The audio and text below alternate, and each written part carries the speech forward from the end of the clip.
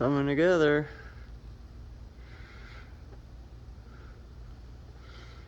Man, I painted that good hood. I painted that hood really good underneath. That good on the top. I didn't know if I could do it good. The part I focused the hardest was under the hood. I wanted to do that to gauge if I could do the rest. I was just trying to edge out on all this.